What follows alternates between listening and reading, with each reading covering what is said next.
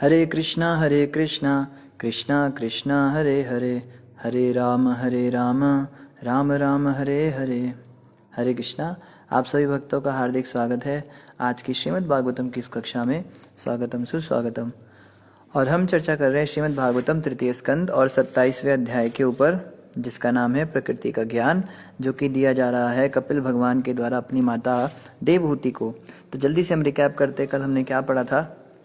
कल हम पढ़ रहे थे कि मुक्त जीव को किस प्रकार से परमेश्वर का साक्षात्कार होता है। और जैसे हम सूर्य की बात करे थे, आकाश में सूर्य जिस प्रकार से दिखाई देता है, उसी प्रकार से एक मुक्त पुरुष अपने शरीर के अंदर अपनी पहचान को जानता है, अपने अस्तित्व को समझता है, आत्मा को अलग और पदार्थ को अलग रूप में देख पाता है। लेकिन अन्य मनुष्य ऐसा नहीं कर पाते। तो इसी श्रृंखला में आज हम पढ़ेंगे श्रीमद् भागवतम तृतीय स्कंद अध्याय 27 श्लोक संख्या 13 से प्रारंभ करेंगे।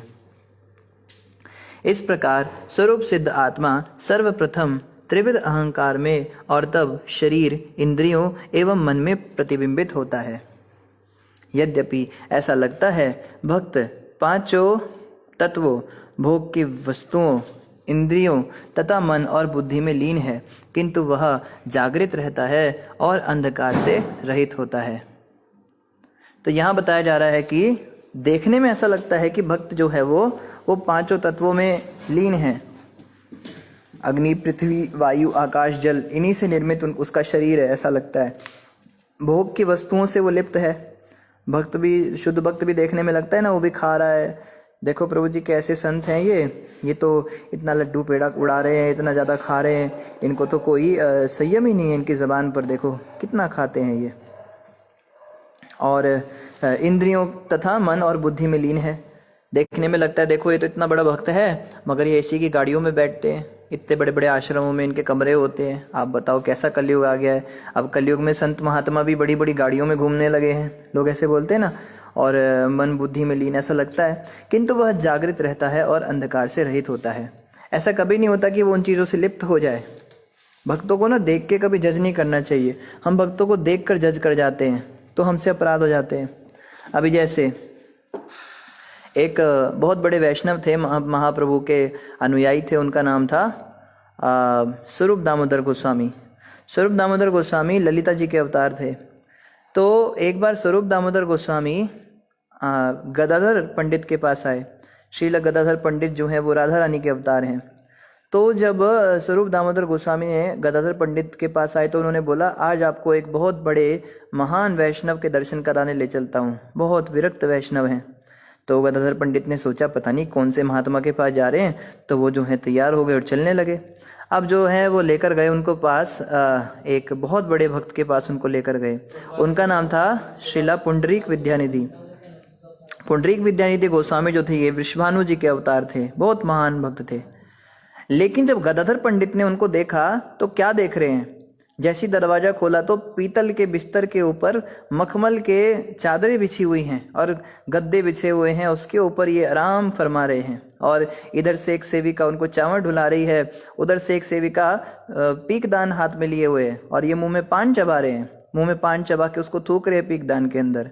और मखमल के कपड़े पहने हुए हैं, रेशमी कपड़े पहने हुए हैं, और सामने खाने पीने का इतना सामान रखा है। और ये जो है ये छवि इन्होंने देखी गदाधर पंडित ने, तो इनके मुंह से अकस्मात ही ये शब्द निकले कि ये वैष्णव है या विलासिता की मूर्ति है। आप कहते हो मुझे बहुत बड़े महान वैष्णव के पास आप ले जाने वाले थे स्वरूप दामोदर गोस्वामी, ये तो देखने से लग रहा है विलासिता की मूर्ति है, ये तो भौतिक भोगों में ही फंसे हुए हैं, कितना भोग कर रहे हैं। तब गदाधर पंडित ने जब इस तरह से कहा तो ये जो स्वरूप दामोदर गोस्वामी थे इन्होंने बोला कि आपको ऐसा लगता है ये विलासिता की मूर्ति है। अभी देखो, अभी मैं बताता हूँ। तुरंत उन्होंने भागवतम का एक श्लोक पढ़ा जिसके अंदर भगवान श्री कृष्ण के दया का वर्णन है।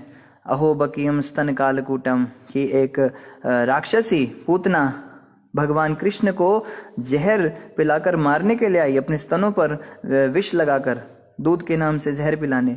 और ऐसे भगवान दयालु हैं कि उस पूतना राक्षसी को भी अपना धाम दे दिया, उसको अपनी धाई बना दिया, अपनी माँ का स्थान दे दिया, क्योंकि उसने दूध पिलाया। तो कम व दयालु, ऐसा दयालु व्यक्ति और कहाँ मिलेगा संसार में। तो ये जो श्लोक सुना पुंडरीक विद्यानिधि ने तुरंत ही अपने कपड़े फाड़ दिए, मखमल के कपड़े फाड़ दिए, पीकदान को फेंक दिया और सारी सेविकाएं घबरा गई, ये क्या हो गया, और जंप लगाकर कूदे उस पीतल के बिस्तर से नीचे और फर्श पर लौटने लगे। ऐसे तड़पने लगे जैसे मछली बिना पानी के तड़पती है, और चिल्लाने लगे, हाय ऐसे महान कृष्ण से, ऐसे जो इतने दयालु कृष्ण हैं, ऐसे कृष्ण से मेरी प्रीति नहीं हो पाई, कब मेरा उनसे प्रेम होगा। इस प्रकार से जोर जोर से बोलकर और सारे कपड़े अपने चिथड़े चिथड़े करके अपने शरीर पर भी उन्होंने घाव बना लिए। खून की धाराएं बहने लगी और मुंह से फेन निकलने लगा, और ऐसी उनकी हालत हुई, वो फेन मुंह से निकलता है और बेहोशी होकर गिर गए। बड़ी बड़ी दयनीय स्थिति हो गई। उनको होश में लाने के लिए इतने सारे लोग आए और वो दोनों वैष्णव जो हैं वहाँ पर बैठे और उन्होंने उनको होश में लाना चाहा। तब गदाधर पंडित को इतना बुरा लगा। उन्होंने सोचा, देखो मैंने कितनी बड़ी गलती कर दी, इतने महान वैष्णव को मैंने उनके कार्यकलाप से आंकने की कोशिश करी, उनके शारीरिक या उनके वैभव को देखकर मैंने उनका गलत आकलन कर लिया। बड़ा अपराध हुआ, ये तो इतने महान भक्त निकले। तो उस अपराध से क्षमा मांगने के लिए, उस अपराध से बचने के लिए गदाधर पंडित ने बाद में पुंडरीक विद्यानिधि से दीक्षा ली, उनके गुरु उनको बनाया अपना, उनके शिष्य बन गए। तो उन्होंने कहा, जब तक इनका शिष्य नहीं बन जाता तब तक मेरा अपराध मोचन नहीं हो पाएगा। तो कहने का अर्थ है कि वैष्णवों को हम शारीरिक दृष्टिकोण से नहीं पहचान सकते। हम उनके कार्यकलाप देखकर नहीं कह सकते कि ये तो भक्तों वाले काम है क्या ये। तुम इतने बड़े संत हो गए तो गुस्सा करते हो, तुम्हारा गुस्सा तो खत्म नहीं हुआ। तुम्हारे गुरुजी इतना गुस्सा करते हैं, इतना चिल्लाते हैं बात बात पे। अरे संतों को ऐसा थोड़ा ना होना चाहिए। या तुम्हारे गुरुजी देखो कितने लालची हैं, बड़े बड़े मंदिर बनाने के लिए पैसों पे पैसे मांगे जा रहे हैं। अरे जब देखो पैसे मांगते रहते हैं। तुम इस्कॉन वालों को कोई काम नहीं है क्या? ये कोई भक्ति है? ये तो धंधा है, तुमने धंधा बना रखा है। जन्माष्टमी पे तुम लोग अलग से VIP की लाइन बनाते हो, ज्यादा पैसा दोगे तो ठाकुर जी के ज्यादा नजदीक ले जाते हो उन लोगों को। धंधा खोल रखा है तुम लोगों ने, क्या है ये सब? तो भैया ये सब कार्य क्यों कर रहे हैं आप बताओ ना। वो अब कोई व्यक्ति पैसे लेकर लोगों से और अपनी जेबें भरे, अपने घर में पैसा दे, अपनी पत्नी को बच्चों को मकान दुकान बनाए अपने, तो आप कहे वो भी उस व्यक्ति को। अरे जो भगवान की लक्ष्मी को भगवान की सेवा में लगा रहा है उसको आप कैसे कह सकते हो इस तरह से? और उसने मना थोड़ा ना किया आपको, लाइन में लगो, आप लंबी लाइन में लगो, पैसे अगर नहीं है आपके पास, दर्शन ही ठाकुर जी के दर्शन करने आए हो ना, तुम क्यों उनसे जल रहे हो जिनको कम समय में दर्शन हो रहे हैं। जिसके पास पैसे हैं वो पैसों को भगवान की सेवा में लगाए, जिसके पास समय है वो अपने समय को भगवान की सेवा में लगाए। और उस विषयी व्यक्ति को मंदिर में लाने के लिए अगर उसको लालच दे दिया कि चलो जल्दी दर्शन करा देंगे, तेरा पैसा भगवान की सेवा में लगाएंगे, तो उस पैसे से भगवान की तो सेवा कर रहे हैं, वो अपनी सेवा थोड़ी ना कर रहे हैं। वो ठाकुर जी के लिए मंदिर बना रहे हैं। वो तो आज हैं कल नहीं रहेंगे, पर ठाकुर जी तो यही रहेंगे ना। उस मंदिर में कौन रहेगा? आप लोग ही आओगे दर्शन करने। तो हमें ईर्ष्यालु नहीं बनना चाहिए, ऐसे संतों महात्माओं के प्रति अपराध नहीं करना चाहिए। इससे बहुत भक्ति में हानि हो जाती है। हमारी भक्ति कुछ बड़ी तो है नहीं, थोड़ी बहुत। और ऐसे लोगों की जब हम बातें सुनते हैं, उनका संग करते हैं, तो उल्टा अपराध चढ़ जाते हैं। बड़ा सावधान रहना चाहिए। वैष्णव अपराध ऐसा होता है जिस पे भगवान भी कुछ नहीं कर सकते। एक वैष्णव ठाकुर कहते हैं, तोमार हृदय सदा गोविंद विश्राम, गोविंद कहे न मोरा वैष्णव प्राण, ए बार करुणा करो वैष्णव गोसाई।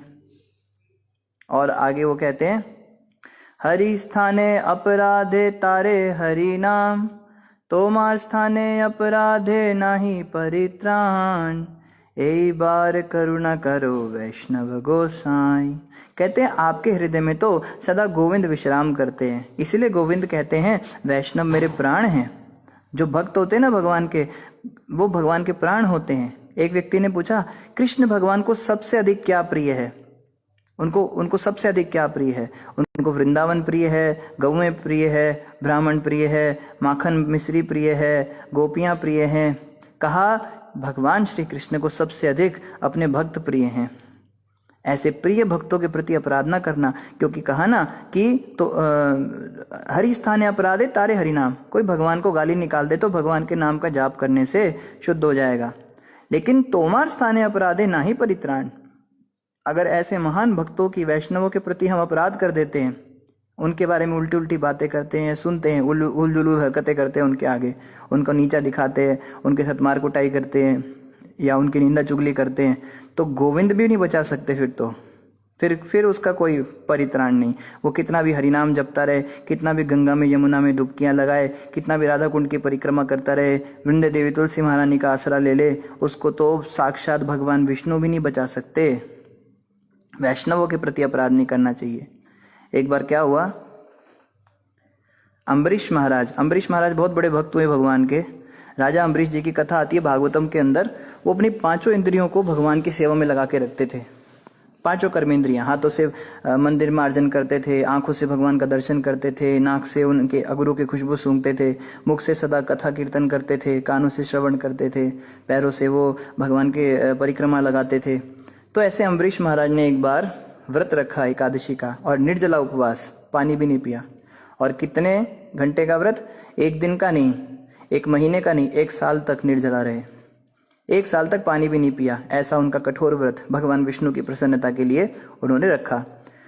तो व्रत के बाद ना पारण का समय होता है। जब भी आप में से जो भक्त एकादशी व्रत रखते हैं वो इस बात को जानते हैं कि एकादशी का व्रत तभी सफल माना जाता है जब द्वादशी को समय के साथ पारण किया जाए। उतने से उतने बजे के बीच में ही अन्न चखना होता है। अगर वो समय निकल जाए तो फिर व्रत जो है, पारण का समय आने वाला था अगले दिन। तो अम्बरीश महाराज ने पूरी तैयारी की, ब्राह्मणों को इकट्ठा किया, गऊ में तैयार की, दान करने के लिए सारी भूमि और सारी संपत्ति सब इकट्ठा कर लिया, भोजन पकवाया, बड़े बड़े भक्तों को पहले खिलाकर फिर खाएंगे, सब कुछ तैयारी हो गई। अब अगले दिन जब सुबह में पारण काल आने ही वाला था तो दुर्वासा मुनि वहां पे पधार गए। तो दुर्वासा मुनि बड़े फेमस हैं अपने क्रोध के लिए, बड़े जाने माने हैं। तो जब दुर्वासा मुनि वहां पर पहुंचे तो अम्बरीश महाराज ने बोला कि भाई पारण वारण बाद में, इतने महान संत आए हैं, दुर्वासा मुनि आए हैं, तो इनका सत्कार करना चाहिए। तो दुर्वासा मुनि को प्रणाम किया, उनको स्थान दिया, आसन दिया, बिठाया, बोला कि आप जो हैं बताइए हम आपकी क्या सेवा करें। तो दुर्वासा मुनि को पता था कि इनका व्रत है निर्जला, लेकिन तो भी उन्होंने जानबूझ के कहा कि मैं जरा अपने शिष्यों के साथ स्नान करके आता हूँ नदी से, जब तक मैं स्नान करके आऊँ तब तक आप मेरी सारे प्रबंध कर दीजिए खाने पीने के। और दुर्वासा मुनि चले गए। अब पीछे से लोग घबरा गए, कहते अगर दुर्वासा मुनि लेट हो गए, हमारा पारण का समय निकल गया। पत्नी ने भी व्रत रखा हुआ था, तो अम्बरीश महाराज और उनकी पत्नी दोनों जो हैं खड़े हुए वेट करने लगे। सारी तैयारी तो पहले से ही थी। तो ऐसा ही हुआ, दुर्वासा मुनि ने लेट कर दिया। अब जो है समय बीता जा रहा है, तो पारण समय जो है लगभग समाप्ति की ओर था। तो सीनियर्स से डिस्कस किया अम्बरीश महाराज ने, जो ब्राह्मण वहाँ पे श्रेष्ठ ब्राह्मण उपस्थित थे, उनको पूछा कि अभी हमें क्या करना चाहिए। तो उन ब्राह्मणों ने कहा आप ऐसा कीजिए राजन, आप कुछ खाइए मत, अन्न मत खाइए, क्योंकि दुर्वासा मुनि आए हुए हैं, पहले उन्हें खिलाना पड़ेगा। आप पानी ले लीजिए, थोड़ा सा पानी चख लीजिए, बस मुंह में थोड़ा सा पानी आप डालेंगे तो आपके व्रत का पारण हो भी जाएगा और पारण नहीं भी होगा, क्योंकि आपने अन्न तो खाया नहीं है, अतिथि का भी अनादर नहीं होगा। तो उन्होंने कहा ठीक है। उन्होंने और उनकी पत्नी ने थोड़ा सा जल ले लिया। बस दुर्वासा मुनि को पता लग गया वहां पर, इन्होंने मेरे को खिलाए बिना पानी पी लिया। तुरंत दुर्वासा मुनि प्रकट हो गए और आकर कहते हैं, दुष्ट, तूने मेरी बड़ी घोर मेरे प्रति अपराध किया है, अतिथि का सत्कार किए बिना तूने जल ग्रहण किया, तेरी इतनी हिम्मत। अब देखो इन क्षत्रियों के अंदर इतना साहस हो गया है कि ब्राह्मणों को पूछे बिना खा पी लेते हैं। अभी रुक, तेरे को मैं बताता हूँ। तुरंत उन्होंने अपनी एक जटा फाड़ी और जमीन पर उसको पटका और उसके अंदर से एक बहुत बड़ा राक्षस उत्पन्न कर दिया और उस राक्षस को आज्ञा दी, खत्म कर दो इसको। और दुर्वासा मुनि के आज्ञा पानी थी, वो राक्षस तुरंत दौड़ा इनके पीछे, अम्बरीश महाराज के पीछे। लेकिन अम्बरीश महाराज तस से मस नहीं, हिले भी नहीं।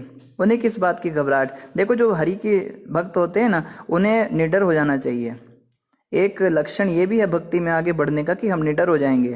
पहले जब छोटी छोटी बातों पे हम डर जाते थे, अब हमारे अंदर डर निकल जाएगा। ये भक्ति का एक लक्षण है। तो वो तो निडर थे, उन्हें तो कोई फर्क नहीं था। तुरंत क्या हुआ, भगवान विष्णु की उंगली से सुदर्शन चक्र जी निकले और सीधा वैकुंठ से इधर आ गए, धरती पर प्रकट हुए और काट दिया उस असुर को। पहले तो असुर को काटा और उसके बाद दुर्वासा मुनि की तरफ देखने लगे। अब दुर्वासा जी घबरा गए, ये क्या हो रहा है। और जो ये सुदर्शन चक्र जी थे, ये दुर्वासा मुनि की ओर आने लगे। अब दुर्वासा मुनि भागे, दुर्वासा मुनि भाग रहे भरे पूरे पृथ्वी का भ्रमण कर लिया उन्होंने, मगर ये सुदर्शन उनका पीछा नहीं छोड़ रहे हैं। पीठ जली जा रही है। सुदर्शन चक्र में हजारों सूर्यों का तेज होता है और जला रहे हैं उनकी पीठ को। और भागते भागते भागते वो ब्रह्मलोक तक पहुंच गए। वहां ब्रह्मा जी से प्रार्थना कर रहे हैं, हे प्रभु ब्रह्मा जी, मुझे बचाओ, सुदर्शन मेरे पीछे लग गया है। ब्रह्मा जी कहते हैं, सॉरी, मैं कुछ नहीं कर सकता, ये भगवान विष्णु का सुदर्शन चक्र है, हम तो इनको प्रणाम करते हैं। तो भागते भागते शिव जी के पास पहुंच गए कैलाश में। बोलते हैं महादेव आप मेरी रक्षा कीजिए। तो महादेव कहते देखो भैया भगवान विष्णु का सुदर्शन चक्र है, मैं भी कुछ नहीं कर सकता, आप उन्हीं के पास जाओ। तो दौड़ते हुए वैकुंठ में चले गए दुर्वासा मुनि। वैकुंठ में जाके कहते भगवान विष्णु को ये आपके चक्र साहब हैं, इनको जरा बोलो रुके, मेरे को जला दिया इन्होंने, खत्म कर दिए, मार देंगे मुझे आज, इनके सिर पे तो कौन सवार है। विष्णु भगवान कहते सॉरी मैं भी कुछ नहीं कर सकता, क्योंकि सुदर्शन चक्र को मैंने आज्ञा नहीं दी थी, खुद ही आ गए थे। कहते उपाय बताइए फिर कैसे होगा, कैसे बचूंगा मैं। कहते हैं कि जिसके प्रति अपराध किया उसी के पास जाओ, उन्होंने क्षमा कर दिया तो ही आपका पीछा छोड़ेंगे। तो दुर्वासा मुनि झट वहां से भागते भागते अम्बरीश महाराज के चरणों में आकर गिर गए। और देखो 1 साल बीत गया उनको आने में। ऐसे बताते हैं ना ऊपर के लोकों पर जो समय होता है वो अलग गति से चलता है, तो इस पृथ्वी पर 1 साल बीत गया था इतने में जब वो ब्रह्मलोक और ऊपर से होकर आए थे दुर्वासा मुनि। और 1 साल तक अम्बरीश महाराज और उनकी पत्नी वहीं खड़े रहे, सोचिए, उनके वेट करने के लिए कि जब वो आएंगे तभी हम आगे कार्यवाही करेंगे। और तुरंत आते ही जो है वो उनके चरणों में गिर गए, कहते बारंबार प्रणाम करने लगे, हे वैष्णव ठाकुर बड़ा अपराध हुआ मुझसे, मैं आपको समझ नहीं पाया। भगवान विष्णु के भक्त देखने में तो बड़े सरल लगते हैं, लेकिन उनकी तो साक्षात भगवान विष्णु ही रक्षा करते हैं। मुझसे बड़ी गलती हो गई, आप कृपा करके सुदर्शन चक्र जी को बोलो कि मुझे ना मारे, मुझे इस तरह कष्ट ना पहुंचाएं। तब उन्होंने अम्बरीश महाराज ने उनको दोनों हाथों को पकड़कर उठा दिया और बोला कि हे ब्राह्मण देवता आप ऐसे क्यों कह रहे हैं। तो जब अम्बरीश महाराज ने माफ़ कर दिया तो सुदर्शन चक्र जी ने भी उनको छोड़ दिया। और अम्बरीश महाराज कहते हैं कि आपकी तो कोई गलती ही नहीं थी, आपने बिल्कुल सही किया, मैंने आपके प्रति अपराध किया। तो जब विनम्रता देखी भक्तों की तो दुर्वासा मुनि का हृदय बड़ा गदगद हुआ। तो इस प्रकार से हम देखते हैं कि भक्तों के प्रति अगर कोई अपराध करे वो कितना भी बड़ा, और दुर्वासा मुनि को बताया गया वो कृष्ण भगवान के गुरु हैं, कृष्ण भगवान के एक गुरु दुर्वासा मुनि भी हैं। तो गुरु भी हो ना कोई व्यक्ति भगवान का भी, वो भी नहीं बच सकता तो हमारी तो बात ही क्या। हम कैसे सोचते हैं कि हम तो बड़ा माला जपते हैं, हम तो बड़ा धाम वास करते हैं, हम तो बड़ा भक्तों का संग करते हैं, हमने तो बड़ी भागवत पढ़ी है, हमें कुछ नहीं होगा ये लोग की निंदा करने से। अरे वो नहीं बचे भैया। दुर्वासा मुनि कैसे भगवान के गुरु, ये भी आपको सुना देते हैं। एक बार क्या हुआ, भगवान श्री कृष्ण के पास जो है दुर्वासा मुनि पधारे, एक बार वृंदावन के अंदर आए। और दुर्वासा मुनि आए तो भगवान कृष्ण ने बड़ा सत्कार किया, क्योंकि वो उन्हें गुरु समान मानते हैं। तो सारी गोपियों को बताया भगवान ने, देखो मेरे गुरु आए हुए हैं और बहुत पहुंचे हुए संत हैं, और तुम उनकी कृपा ले लो, कहीं तुम वंचित मत रह जाना उनकी कृपा से। तो ब्रजवासियों का तो साधु संतों के प्रति बड़ा भाव होता है, कोई मायावादी हो, चाहे कोई सकारवादी हो, चाहे कोई वैष्णव हो, उनको तो कोई फर्क नहीं हो, उनको तो बस बाबा जी दिखे, हाँ बाबा जी प्रणाम, दंडवत प्रणाम बाबा जी, ये ब्रजवासियों का भाव होता है। कोई भी बाबा हो उन्हें फर्क नहीं पड़ता, 3 रेखा वाला बाबा है, डंडे वाला बाबा है, बालों वाला बाबा है, गंजा बाबा है, उनको बस सब बाबा, बाबा को खिलाओ खिलाओ पिलाओ, खूब प्रसाद खिलाओ। तो अब बोला उनको गोपियों को कि मेरे गुरु आए हैं। तो गोपियां कहती अरे बाप रे, भगवान श्री कृष्ण के गुरु आए, ठाकुर जी के गुरु आए हैं, तो कैसे हम इनकी सेवा करें बताओ। कहते मेरे गुरु जी को ना मिष्ठान खाना बड़ा पसंद है, कहती है अभी बनाते हैं। तो गोपियों ने फटाफट जो है जबरदस्त जलेबियां निकाल रही है, कोई पकौड़े निकाल रही है, कोई रसमलाई निकाल रही है, कोई संदेश निकाल रही है, कोई मसाला डोसा, कोई पेपर डोसा, कोई इडली, कोई पूड़ी, कोई पोलन पोली, कोई जो है अलग अलग चीज़ें बना रही हैं गोपियां, जो भी बना सकती थी। और बढ़िया बढ़िया जो है प्रसाद अपनी टोकरियों में भरा और बड़ी बड़ी टोकरियां सिर पर लाद के और चल पड़ी दुर्वासा जी को परोसने के लिए। अब रास्ते में यमुना मैया पड़ गई और आसपास कोई नदी के आसपास कोई बोट भी नहीं थी। थोड़ा पानी ला दोगे। तो जब कोई बोट भी नहीं थी तो गोपियों ने सोचा कि अब हम कैसे पार करें इस नदी को। तो यमुना जी तो रास्ते में पड़ गई, तो भगवान कृष्ण के पास आई सबकी सब, कहती है कान्हा ये देखो रास्ते में यमुना है, अभी इसको कैसे पार करें हम, तुम्हारे गुरुजी तो यमुना पार बैठे हैं। तो कृष्ण भगवान कहते हैं तुम ना यमुना के पास जाके बोलना, अगर कृष्ण नैष्टिक ब्रह्मचारी है तो हे यमुना रास्ता छोड़ो। तो सारी गोपियां हंसने लगी, कहती तुम्हारी लीलाएं तो हमें पता है, गोपियों के साथ तुम्हारी क्या लीलाएं होती, तुम ब्रह्मचारी कब से हो गए भैया। तो कृष्ण भगवान ने कहा जैसा कहा है वैसा करो। तो गोपियां गई वहां पे बड़े सरल भाव से यमुना मैया के सामने हाथ जोड़कर सब कहती हैं कि यदि कृष्ण नैष्टिक ब्रह्मचारी है, नैष्टिक ब्रह्मचारी मतलब जिसने किसी स्त्री का स्पर्श भी ना किया हो जीवन में, उसको नैष्टिक ब्रह्मचारी कहते हैं। तो हे यमुना मैया रास्ता छोड़ो। और सारी की सारी भौचक्की रह गई देखकर, यमुना मैया ने सच में रास्ता छोड़ दिया।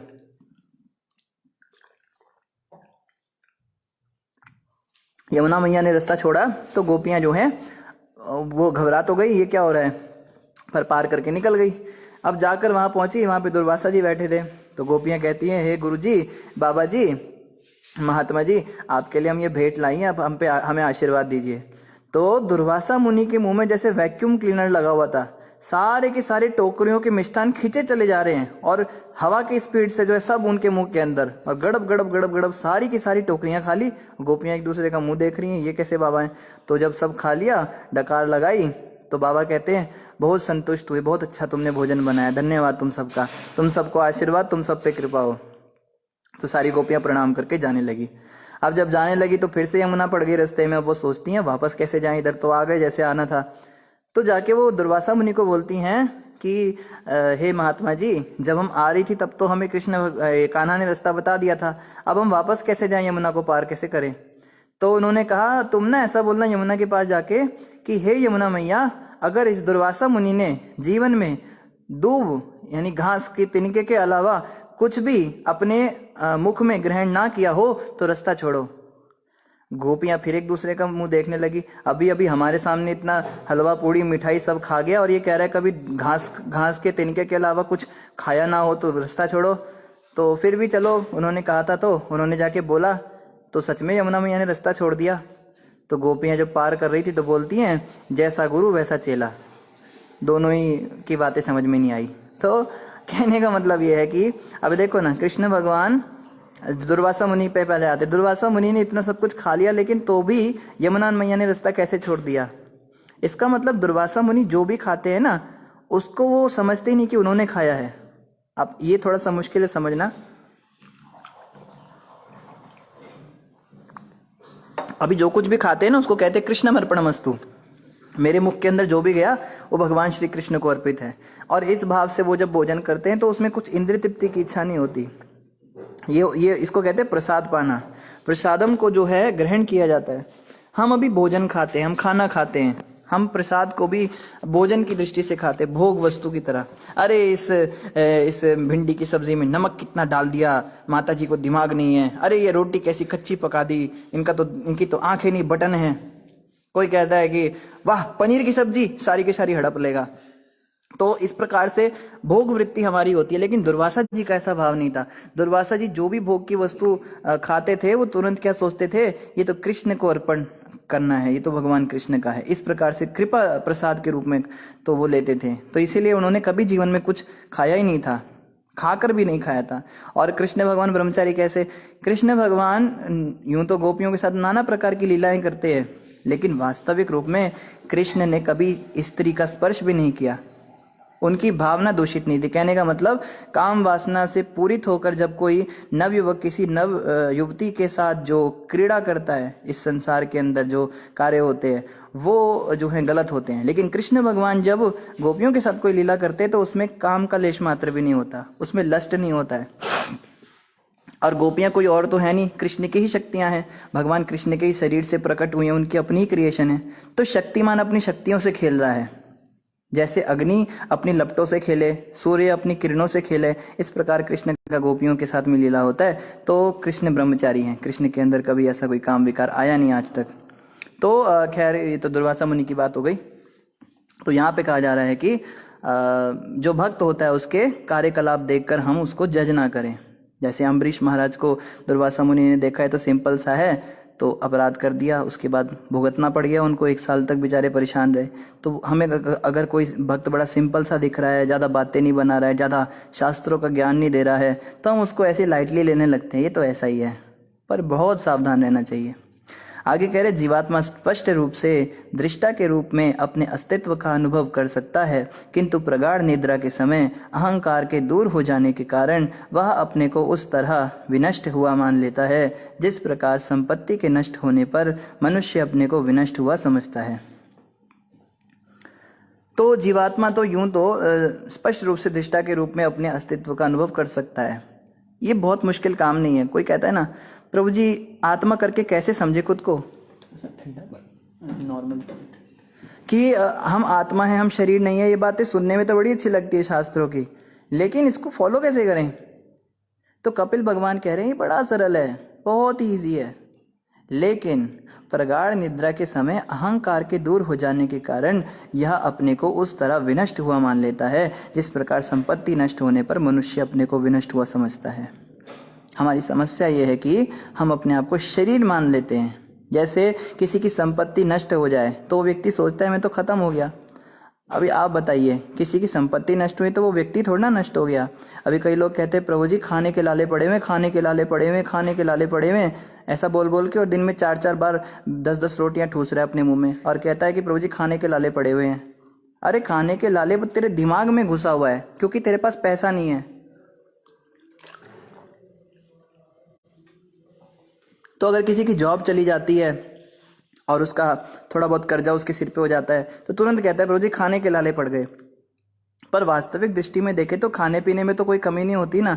खाए बिना तो कोई नहीं मरता है ना। किसी का इतना तो नुकसान नहीं हुआ कोरोना वायरस के कारण कि उसके घर में कोई भूखा मरा हो। खाने की तो हमेशा ही पूर्ति होती है। अगर हो भी गई तो गाड़ी बेच ले, गाड़ी बेच के खाना खा ले, मोबाइल बेच के खाना खा ले, मतलब भूख से तो कोई नहीं मरता है। लेकिन लोग बोलते हैं कि खाने के लाले पड़ गए। तो इसी प्रकार से मानसिक दशा होती है। किसी की संपत्ति नष्ट हो जाती है तो वो कहता है मैं तो बर्बाद हो गया, मैं तो लुट गई, बर्बाद हो गई, हाय हाय मैं तो मर गई। इस तरह बोलती हैं औरतें। थोड़ा सा और पूछो हुआ क्या तेरे साथ में, अरे मेरा वो 1 रुपए का सिक्का बाजार में खो गया। बताओ, अब तेरा 1 रुपए का सिक्का बाजार में खो गया तो तू लुट गई, बर्बाद हो गई। तो हम लोग जो है ना, हम सोचते हैं क्योंकि हमने उसके साथ अपना तादात्म्य कर रखा है। उस 1 रुपए के सिक्के में उसकी जान अटकी हुई थी, इसीलिए वो सोचती थी कि इसके नष्ट होने से मैं भी नष्ट हो गई। या फिर उस व्यक्ति ने अपने जॉब के अंदर अपनी जान समा कर रखी हुई थी, इसीलिए उसको लगता था मेरी जॉब चली गई मतलब मैं बर्बाद ही हो गया। अभी जैसे हमारे एक भक्त बता रहे थे, इस कोविड-19 के चलते उनके 3-4 रिश्तेदारों ने फांसी लगा ली क्योंकि उनकी जॉब चली गई, उनके बिजनेस ठप हो गए। मतलब इतनी सी बात के लिए फांसी लगा ली। हमने उसको कहा प्रभु जी उनको बोलते ना मंदिर में आके रहने के लिए, यहाँ पे उनका सब खाने पीने का फ्री में व्यवस्था हो जाता, थोड़ी बहुत कुछ सेवा कर लेते, वो भी नहीं करते, कोई बात नहीं। पर देखो लोग कैसे मूर्ख हैं, ऐसी जीवन समाप्त कर लेते हैं। पर जानते नहीं है ना कि फांसी लगाने के बाद क्या होता है। फांसी लगाने के बाद में प्रेत की योनि भुगतनी पड़ती है। 10,000 साल तक भूत प्रेत बन के भटकना पड़ता है। लोग सोचते हैं ना कि बस हम अपना जीवन समाप्त कर देंगे और सारी प्रॉब्लम खत्म, नस काट लेंगे और फिर सब प्रॉब्लम खत्म। कर्जा चुकाना पड़ेगा तब तक जब तक जिंदा है, मरने के बाद कौन कर्जा चुकाने के लिए आएगा हमारे पास, कौन वसूली करने आएगा। लेकिन ऐसी जो मौत मरते हैं उनको बहुत कष्ट मिलता है। तो इस प्रकार की हमारी हालत है ना, इसीलिए हम शरीर नहीं, हम आत्मा है। तो ये चीज़ जो है समाप्त तभी होगी जब हम इस बात को, अपने आप को संपत्ति से विलग मानेंगे कि मैं ये पैसा नहीं हूँ, मैं ये 1 रुपए का सिक्का नहीं हूँ, मैं ये घर नहीं हूँ, मैं ये जॉब नहीं हूँ, यहाँ तक कि मैं शरीर भी नहीं हूँ। तभी तो समझ में आएगा ना कि मैं आत्मा हूँ।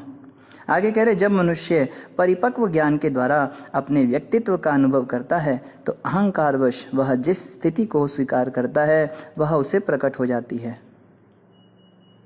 यानी कि मनुष्य वास्तव में अपने व्यक्तित्व का अनुभव करता है और अहंकारवश वो स्थिति को स्वीकार करता है।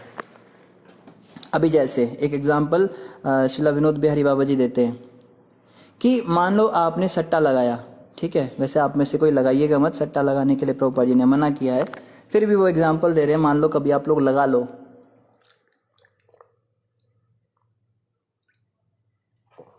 तो अगर आपने सट्टा लगाया और आपके पास टिकट आ गई और अब जो है सट्टे का नंबर वो हुआ, रिजल्ट डिक्लेयर हुआ 1 महीने तक या 2 महीने जितना भी समय था, और आप वहाँ जाके अनाउंसमेंट सुन रहे हो और एक एक करके सारे नंबर मैच हो गए आपके, तो आदमी कितना खुश हो जाता है। वो खुशी के मारे खुद को ही भूल जाता है। अरे वाह, मेरे तो सारे नंबर मैच हो गए, मेरी तो लॉटरी निकल गई।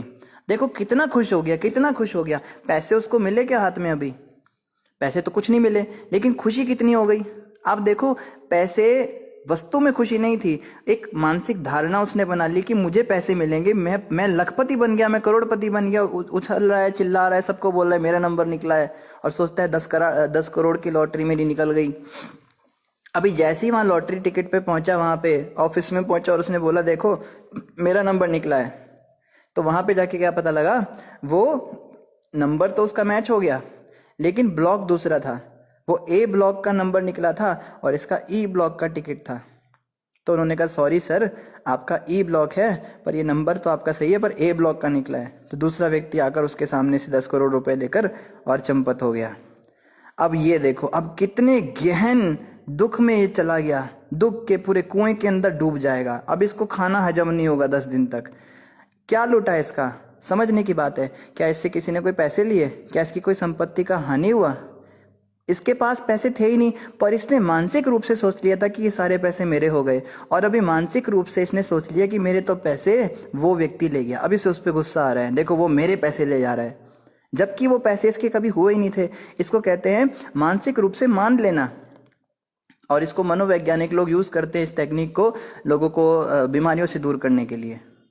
तो ये केवल एक मानसिक अवधारणा है। इस संसार के अंदर कोई व्यक्ति बहुत अमीर है तो वो केवल मानसिक रूप से सोच लेता है कि मैं बड़ा अमीर हूँ, मैं बड़ा खुश हूँ। और कोई व्यक्ति अगर बड़ा अच्छा गाने लगता है तो वो सोचता है मैं तो सारी जिंदगी ऐसा ही रहूँगा। लेकिन सुख जो है वो कोई वस्तु से नहीं आता, वो तो एक मानसिकता से आता है। जैसे एक उदाहरण हम देखते हैं, बहुत बड़ी एक कोई इमारत है, बहुत बड़ी कोई बिल्डिंग है। मान लो बॉम्बे में कोई बहुत बड़ी बिल्डिंग है और उस इलाके की सबसे महंगी बिल्डिंग है, और उस सबसे महंगी बिल्डिंग के अंदर एक 5वें माले पर एक घर है, फ्लैट है। वहाँ पे फ्लैट कटते हैं ना, बहुत आलीशान बंगला बना रखा है, बहुत बढ़िया, उसमें टाइल लगी हुई है, बहुत महंगे महंगे उसमें उसने सामान लगा रखे हैं। इतना बड़ा, इतनी बड़ी दीवार नहीं है जितना बड़ा टीवी लगा रखा है, और बहुत बढ़िया सा गद्दा है, बहुत बढ़िया सोफा है, उस पर बैठकर और अपनी पत्नी से झगड़ा कर रहा है। और ये सोच रहा है कि इस औरत ने मेरी जिंदगी बर्बाद कर दी। उसके पास क्या है इसको तो वो देख ही नहीं रहा है, उसके पास क्या नहीं है, केवल उस पर ही उसका ध्यान है। मेरी पत्नी मेरी बात क्यों नहीं सुनती है, क्यों मेरे को ऐसी मिली, क्या मैंने कर्म किए थे, ऐसे सोच सोच के टेंशन के मारे उसको नींद नहीं आ रही है रात को। और दूसरी ओर एक भिखारी है, रिक्शा चलाता है, और जो रिक्शा चलाता है उसी रिक्शा के ऊपर सो रहा है और मस्त अपनी पत्नी के साथ में बैठ के वो खाना खाता है, उनके साथ हंसी मजाक कर रहा है। और घर में पंखा भी नहीं है, पंखे के नाम पर एक वो छोटा सा कोई टूटा सा पंखा चल रहा है, उसमें से हल्की हल्की हवा निकल रही है, शायद नहीं निकल रही है, और वो पत्नी के साथ हंसी मजाक करके बैठ के अपना आनंद ले रहा है जिंदगी का। तो अब बताइए सुख कहाँ था? क्या सुख घर में था? क्या सुख पैसों में था? क्या सुख सुविधाओं में था? या सुख रिश्तों में था? सुख केवल एक मानसिक दशा है। इसने मानसिक रूप से मान लिया कि मैं सुखी हूँ, उसने मानसिक रूप से मान लिया कि मैं दुखी हूँ। तो वस्तुओं से वास्तव में सुख नहीं आता। ये बहुत बड़ी बात है सीखने की। यहाँ पे जो बता रहे हैं कपिल भगवान, हमारे बच्चों को बचपन से दिमाग में भर देते हैं, बेटा तुझे पैसे कमाने हैं, पैसे कमाने हैं और खुश होना है, तू एंजॉय करेगा। अगर तूने पढ़ाई नहीं करी, तेरी जॉब नहीं लगेगी, तेरे को पैसे नहीं मिलेंगे, ये हमारे दिमाग में बचपन से बातें भर दी गई। पैसे से खुशी मिलेगी, पैसे से खुशी मिलेगी, पैसे से खुशी मिलेगी। तो लेकिन पैसों से खुशी नहीं मिलती भैया। इस बात को हम नहीं समझा पाते अपने बच्चों को। बेटा रिश्तों से तेरे को खुशी मिलेगी, एक अच्छा व्यक्ति बनने से तुझे खुशी मिलेगी, दूसरों का भला करेगा तो खुशी मिलेगी। हम तो बच्चों को ये सिखाते हैं ना कि बेटा कोई किसी का नहीं होता संसार में, बस अपना फायदा निकाल तू। तेरे को भी अपने बाप की तरह 2 नंबरी, तेरा बाप 2 नंबरी, तुझे बनना है 4 नंबरी, तो उससे भी 2 हाथ आगे निकलना घोटालेबाजी करने में। और बाप भी बेटे को यही सिखाता है, बेटा मैंने भी इस बिजनेस को आगे बढ़ाने के लिए कितनों के पैर कुचले, कितनों के सर कुचले अपने पैरों से, तू भी यही करना। लेकिन इतने पैसे बनाने के बाद क्या तुम सुखी हो गए? तो तुम अपने बच्चे को क्यों उस रास्ते पे लगा रहे हो? उसको तो समझाओ ना कि कम से कम वो तो गलत रास्ते पे ना निकले। तो इन बातों से हमें समझ में आता है कि सुख तो जो है वो भगवान के चरणों में है, भक्ति में है, अच्छा व्यक्ति बनने में है।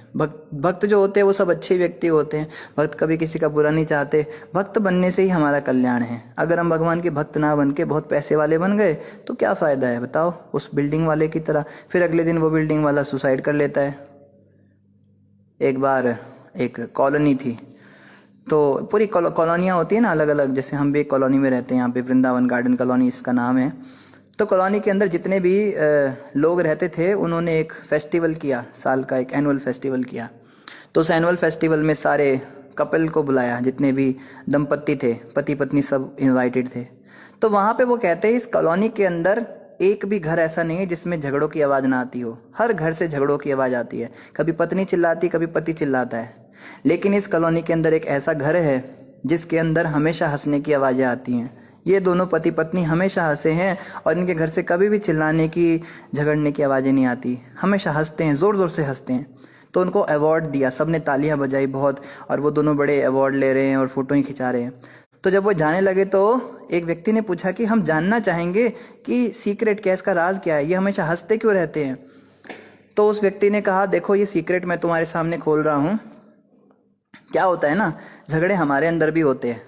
अच्छा, फिर आप क्या करते हो? कहते झगड़े में, हमारे झगड़े ज़्यादा छोटे मोटे नहीं होते, हमारे झगड़े थोड़े ज़्यादा सीरियस हो जाते हैं। मेरी पत्नी जो है मेरे सिर पर बर्तन फेंकना शुरू करती है। अच्छा, फिर क्या होता है? बर्तन अगर मेरे सिर पे लग जाए तो वो हंसती है, नहीं लगे तो मैं हंसता हूँ। इसलिए आपको केवल हंसने की आवाज़ें आती हैं। तो लोगों को समझ में आया, देखो संसार के अंदर धोखा है, धोखे में संसार है। वास्तव में इस संसार के अंदर ना हर व्यक्ति दुखी रहता है पैसों के कारण, और रिश्तों को नहीं निभाता, भक्त नहीं बनता। जो व्यक्ति भक्त बनेगा ना, वही व्यक्ति सुखी रहेगा। बाकी देखने में लगेगा अरे वो तो बड़ा हंसते हैं, पर अंदर की बात पता लगेगी क्यों हंसते हैं। यही सब की स्थिति है संसार में। तो हमें इस बात को समझना है, हमें भक्त बनना है भगवान का, उसी से हमारा कल्याण है। आगे क्या कह रहे हैं? देवहूति रुवाच। अभी तो कपिल भगवान ने बहुत सारे ज्ञान की बात कही, अब देवहूति माता प्रश्न करेगी। देवहूति माता ने क्या कहा? श्री देवहूति ने पूछा, हे ब्राह्मण, क्या कभी प्रकृति आत्मा का परित्याग करती है? क्योंकि इनमें से कोई एक दूसरे के प्रति शाश्वत रूप से आकर्षित रहता है, तो उनका पृथक वियोग कैसे संभव है? तो देवहूति माता पूछ रही है कि क्या कभी प्रकृति आत्मा का परित्याग करती है? ये संसार तो ये तो आत्मा के साथ जुड़ा हुआ है ना। इस दुनिया के अंदर, संसार के अंदर जीवात्मा रहती है, तभी तो इसमें जीवन है। आप मानो बहुत बड़े बड़े घर हैं, लेकिन उसमें कोई लोग नहीं रहते, कोई व्यक्ति नहीं रहता। बड़े बड़े पहाड़ हैं, मगर उस पर कोई जानवर नहीं रहते। बहुत सुंदर सीनरी है, स्काई है, पर उसमें कोई पंछी नहीं उड़ रहा है। नदियां हैं, तालाब है, पर वो निर्जीव है, उसमें कोई जीवन ही नहीं। तो क्या ऐसा कभी संभव है? प्रकृति बिना आत्मा के कैसी लगेगी? सोचिए, उजड़ी भी लगेगी, बिल्कुल खंडर लगेगा, है ना। घर में जब लोग रहना बंद कर देते हैं तो खंडर हो जाता है ना वो। तो माता कह रही है, क्या ऐसा संभव है कि आत्मा प्रकृति को छोड़ दे? क्योंकि इनमें से कोई एक दूसरे के प्रति शाश्वत रूप से आकर्षित रहता है, तो उनका पृथकत्व कैसे हो सकता है? कैसे संभव है? ऐसा कैसे हो सकता है कि वो अलग अलग हो जाएं? और आगे पूछती है, जिस प्रकार पृथ्वी तथा इसकी गंध या जल तथा इसके स्वाद का कोई पृथक अस्तित्व नहीं होता, उसी तरह बुद्धि तथा चेतना का कोई पृथक अस्तित्व नहीं हो सकता। तो माता ने बड़ा अच्छा प्रश्न किया। माता कहती है कि जैसे कोई फूल है, ठीक है, उससे आप उसकी गंध नहीं निकाल सकते, या आप ये नहीं कह सकते कि सुगंध का अपना अस्तित्व है। बिना फूल के सुगंध का कोई अस्तित्व नहीं होता। जब हम किसी रास्ते पे निकलते सड़क पे और हमें खुशबू आती है, तो हम देखते हैं कहाँ से खुशबू आ रही है। अब कोई व्यक्ति कहे कोई जगह से नहीं आ रही है, किसी वस्तु से नहीं आ रही है, खुशबू का बस अपना ही अस्तित्व है, ये बस है। ऐसा कभी होता है क्या? खुशबू किसी फूल से आती है, किसी इत्र से आती है, किसी सेंट से आती है, या किसी व्यक्ति से आती है, थोड़ी दूसरी वाली। तो ये जो है, ये इसका अपना कोई अस्तित्व नहीं होता। और इसी प्रकार से माता कहती है कि क्या कहती है? बुद्धि और चेतना का भी कोई पृथक अस्तित्व नहीं है।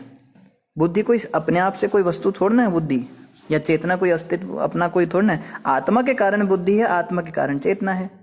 तो जब आत्मा ही नहीं रहेगी इस प्रकृति के अंदर, तो बुद्धि और चेतना का क्या अस्तित्व रह जाएगा? अतः समस्त कर्मों का कर्ता ना होते हुए भी जीव तब तक कैसे स्वतंत्र हो सकता है, जब तक प्रकृति उस पर अपना प्रभाव डालती रहती है और उसे बांधे रहती है।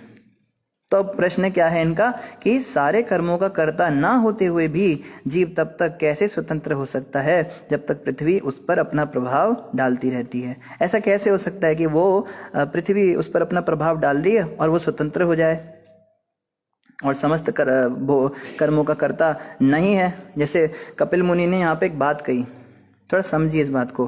प्रश्न बड़ा हाई लेवल है, ये प्रश्न ही हमें समझ में नहीं आएगा तो उत्तर क्या समझेंगे। कपिल मुनि ने अभी कहा कि देखो माता, आत्मा और पदार्थ अलग अलग चीजें हैं। आत्मा अलग है, पदार्थ अलग है, शरीर अलग है, आत्मा अलग है ना। यही तो बात कही ना कि हम शरीर नहीं, हम आत्मा हैं, ठीक है। और इस शरीर के अंदर हम रहते हुए हम अपने आप को सोचने लगते हैं कि मैं शरीर हूँ। ये एक मानसिक धारणा है। लेकिन माता यहाँ पे प्रश्न कर रही है कि पुत्र, अगर आत्मा के अंदर बुद्धि और चेतना है शरीर के अंदर, तो वो आत्मा की उपस्थिति के कारण है। अगर तुम कहो कि आत्मा को ही हम अलग कर दे शरीर से, तो बिना शरीर, बिना आत्मा के शरीर के अंदर क्या अस्तित्व रह जाएगा? शरीर तो एक डेड मैटर है, वो तो जड़ पदार्थ है, उसके अंदर बुद्धि और चेतना तो आत्मा के कारण है। तो तुम आत्मा को अलग करके कैसे निकाल रहे हो? तुम कहते हो कि आत्मा कार्य नहीं करता, कार्य तो शरीर करता है, कर्म तो शरीर करता है। ठीक है, तुम्हारी बात मान गई, लेकिन इस बात को हम प्रैक्टिकली कैसे समझें? व्यवहारिक दृष्टि से मुझे समझाओ, क्योंकि शरीर के अंदर जब तक आत्मा है तब तक तो वो ये सोचेगी, बुद्धि और चेतना उसके अंदर रहेगी। तो इस बात को तुम कैसे समझा सकते हो? और आगे क्या कह रही हैं? यदि चिंतन तथा मूल सिद्धांतों की जांच परख से बंधन के महान भय से बच भी लिया जाए तो भी यह पुनः प्रकट हो सकता है, क्योंकि इसके कारण का अंत नहीं हुआ होता है। माता ने बड़ा अच्छा उदाहरण दिया कि जैसे किसी पेड़ को अगर हमें नष्ट करना है तो हम क्या करते हैं? उसकी कटिंग कर देते हैं, उसको काट देते हैं, फिर वो उग जाता है। जैसे कांटे होते हैं जो जमीन पे थोड़े कांटे कांटे होते हैं ना, उनको काट देते हैं तो दोबारा उग जाते हैं, दोबारा काट देते हैं, दोबारा उग जाते हैं। माता कहती जब तक से तुमने जड़ ही नहीं काटी है, इस संसार से तुम अपने को विलग कर रहे हो। तुम कह रहे हो मैं शरीर नहीं हूँ, मैं तो आत्मा हूँ, मैं तो शरीर नहीं हूँ, मैं तो आत्मा हूँ।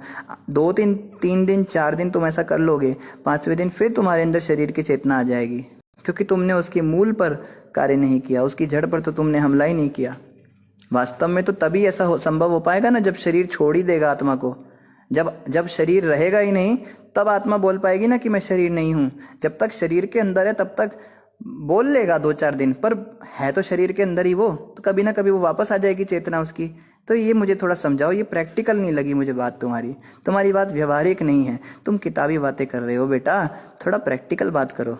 हम लोग कहते हैं ना प्रभु जी थोड़ा प्रैक्टिकल बात कीजिए। देखो देवभूति माता ने हमारे लिए प्रश्न किया है, क्योंकि वो जानती थी कि हम में से कहीं होंगे जो कहेंगे दिस इज नॉट प्रैक्टिकल, ये व्यवहारिक नहीं है। अब मैं समझने लगूँ कि मैं शरीर नहीं आत्मा हूँ तो मैं तो जॉब ही नहीं करूँगा। अगर मैं समझने लगूँ मैं शरीर नहीं हूँ, मैं तो आत्मा हूँ, तो मैं किसी को अपना मानूंगा ही नहीं। बच्चे मेरे नहीं, पत्नी मेरी नहीं, क्योंकि मैं तो आत्मा हूँ। आत्मा केवल परमात्मा है, बस सारा दिन भक्ति करता रहूँगा। पर ये संभव है क्या?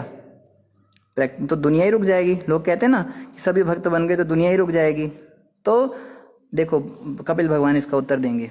श्री भगवानुवाच, भगवान ने कहा यदि सेवा करता है और दीर्घ काल तक मेरे विषय में या मुझसे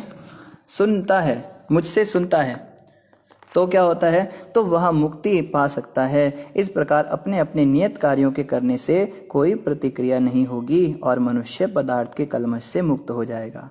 ये थोड़ी प्रैक्टिकल बात कही। इससे पहले वाली जो बात थी ना, बड़ी थ्योरिटिकल बात थी। आत्मा समझो, शरीर नहीं समझो, परमात्मा हो तुम, परमात्मा तुम्हारे अंदर बैठे हैं। लेकिन अब जो है थोड़ी व्यवहारिक बात कर रहे हैं। क्या कहा? बस तुम मेरी सेवा करते रहो, गंभीरता पूर्वक मेरी सेवा करो और दीर्घ काल तक मेरे विषय में सुनो, मेरे बारे में सुनते रहो। जो हम भागवत कथा सुन रहे हैं ना, इसको सुनते रहें। वो ये ना सोचे इतनी भागवत सुन ली प्रभु जी, कोई फर्क नहीं पड़ रहा है, इतनी मालाएं जप ली मैंने पर मेरे अंदर कोई फर्क नहीं पड़ा है। माला फेरत जुग भया फिरा ना मन का फेर, मेरे तो मन का फेर ही नहीं निकल रहा है।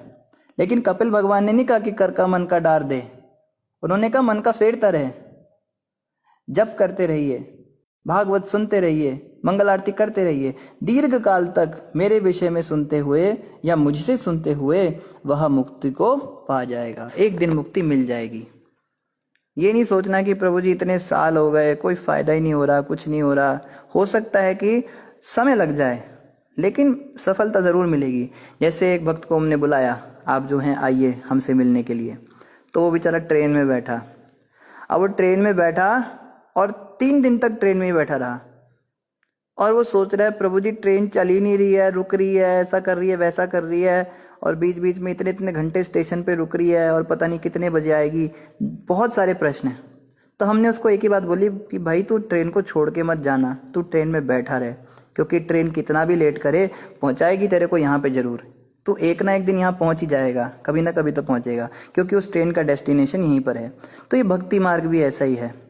इस भक्ति मार्ग में जुड़ने के बाद हो सकता है कभी कभी समय ज़्यादा लग जाए, कभी कभी हम संघर्ष करें इंद्रियों के साथ में, कभी हमारी भक्ति में बहुत रुचि खत्म हो जाए, भक्तों के साथ द्वेष हो जाए, अपराध हो जाए, भक्ति रुक जाए, लेकिन ये भक्ति मार्ग हमें भगवान कृष्ण के चरणों तक पहुंचाकर ही छोड़ेगा। इसमें कोई डाउट नहीं होना चाहिए।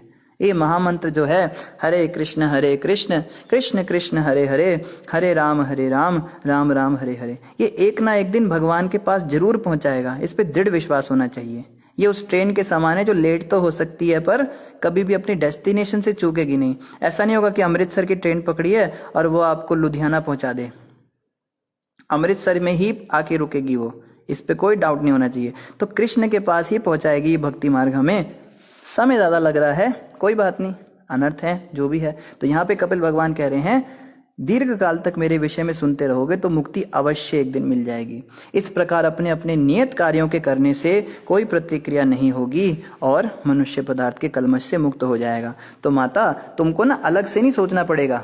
माता को पता है क्या लगा, देवभूति माता को लगा मुझे अलग से जरा किसी नदी के किनारे बैठ के आंख बंद करनी होगी और सोचना होगा मैं शरीर नहीं आत्मा, मैं शरीर नहीं आत्मा, मैं शरीर नहीं आत्मा, आत्मा का खात्मा, बस ये सोचना पड़ेगा। तो माता कहती है ये मैं कब तक करती रहूंगी बेटा, मेरा यही काम रह जाएगा क्या।